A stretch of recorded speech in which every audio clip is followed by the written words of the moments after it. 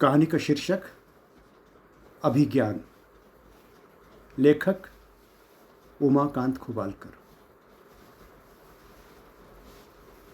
रसोई घर से बर्तनों के खड़कने के साथ साथ दुलारी की कड़क आवाज़ पूजा में तल्लीन थपलियाल साहब की देह में कंपन पैदा कर गई थी।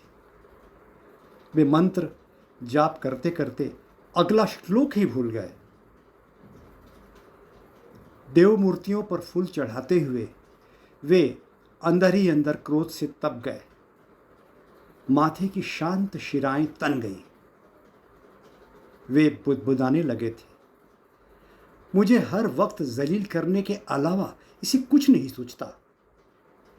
अरे कोई ज़रूरी बात हो तो पूजा के बाद भी की जा सकती है।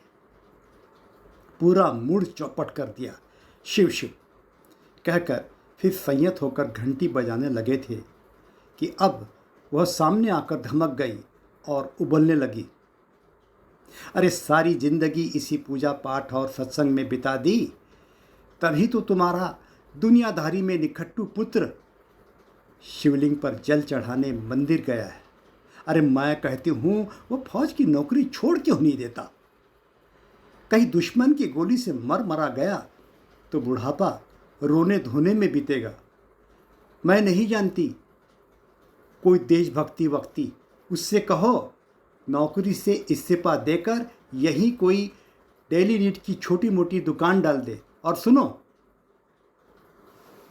अपने गहने बेचकर दुकान का सारा सामान मंगवा लूंगी। किसी तरह अपने नज़रों के सामने ही तो रहेगा। अरे ठीक है बाबा, ठीक है, मैं उसे समझाने की कोशिश ही कर सकता हूँ। एक विषैली चुप्पी माहौल में तैरने लगी थी।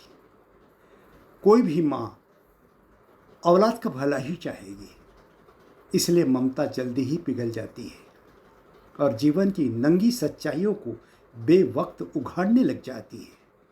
जबकि आदमी बुरे वक्त के सामने बड़ी मुश्किल से खड़ा हो पाता है। छोड़ो छोड़ो, तुमसे कुछ नहीं होगा। रिटायरमेंट की जमा पूंजी उस गुंबद वाले बिल्डर को दे आए हो। 5 साल हो गए, अब तक फ्लैट का पजेशन नहीं मिला। सत्यानाश हो उस मोजले कमीने का। दुलारी संसद के विपक्षी दल के दबंग नेता की तरह लगातार बोलती जा रही थी। तब वे स्थित प्रज्ञ होकर अपने आप को संतुलित रखने का प्रयास कर रहे थे। फैमिली डॉक्टर ने हर वक्त गुस्से एवं उत्तेजना पर काबू रखने की सलाह दी थी। कहाँ हो पाता है यह सब। जीवन की अग्नि परीक्षाएं थमने का नाम ही नहीं ले रही थी। गुमसुम होकर बड़बड़ाने लग गए थे। हाँ, सच में मति मारी गई थी मेरी। विनाश काले विपरीत बुद्धि। परिवार के लिए अच्छा करने गया था और पता नहीं कैसे दुष्चक्र में फंस गया। मेरी तरह लगभग 150 लोग भी एक साथ मुकदमा लड़ रहे हैं और वह बिल्डर इंडिया छोड़कर माल्या की तरह कनाडा में बैठकर ऐश कर रहा है। आलीशान फॉर्च्यूनर कार में बैठकर उसका बड़ी हैसियत वाला वकील अपने 2 शस्त्रधारी गार्ड के साथ कोर्ट में आता है और अगली तारीख बढ़वा के चला जाता है। और हमारा गरीब टाइप का वकील जज के सामने कुछ बोल ही नहीं पाता है। तब जज भी हाँ करते हुए नेक्स्ट प्लीज का आदेश सुना देता है। साला वह बिल्डर से भी मोटी रकम ले चुका होगा।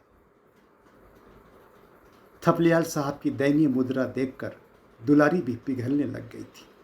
लो लो, ग्लूकोज का मीठा पानी पी लो, शुगर कम हो जाती है ना तुम्हारी। मैं समझ सकती हूँ खूब गुस्सा आता है हालात पर। जानते हो, मेरी हम उम्र सहेलियाँ 2 नातियों की दादी बन चुकी हैं। एक बदनसीब मैं हूँ जिसके बेटे की ढंग से लड़की नहीं मिल रही है। जो भी रिश्ता आता है हमारी हालत देखकर टेढ़ा मुंह कर देता है। नहीं बाबा, लड़की को बेवा नहीं बनाना है, यह बता देती हूँ। इधर थपलियाल साहब आपक हो बैठे थे। चुप कर, जो मुंह में आता है बक देती है। देश और समाज के प्रति भी नागरिक का कुछ कर्तव्य होता है। उन्नतशील देशों की तरह हमारे देश में भी हर परिवार से एक बेटा फौज में भर्ती करना चाहिए। और सुन, लाखों में एक है अपना बेटा, किसी अलग ही मिट्टी का बना हुआ है।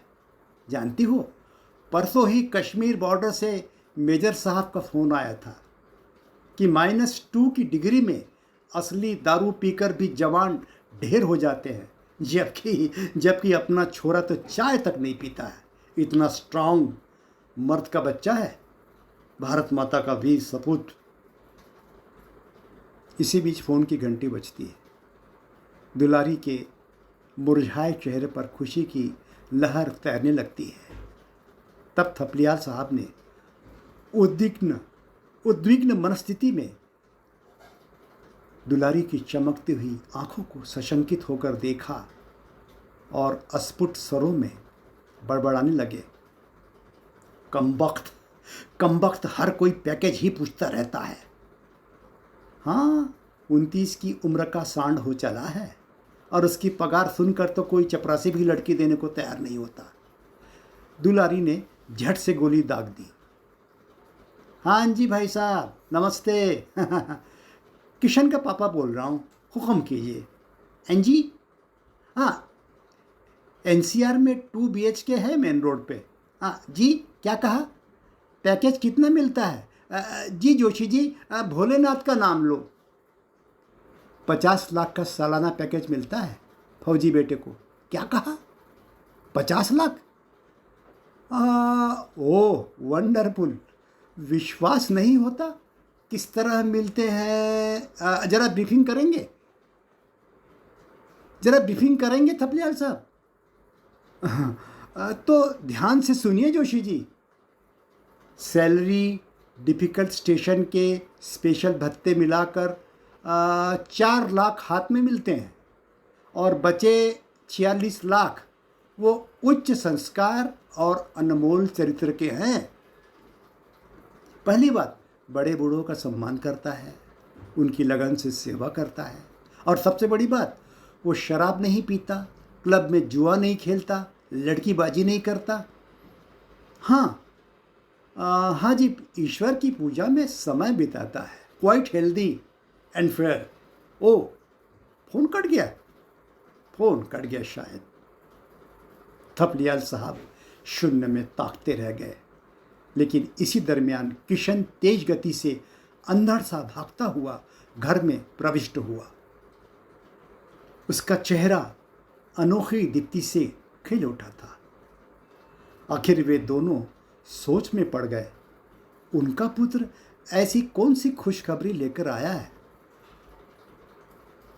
तब किशन हठात बोल उठा, माँ बाबूजी, मातृभूमि की सेवा करने का अवसर जल्दी ही मिल रहा है, इसलिए मुझे फटाफट आशीर्वाद दीजिए। क्या? दोनों के मुंह आश्चर्य से खुले रह गए।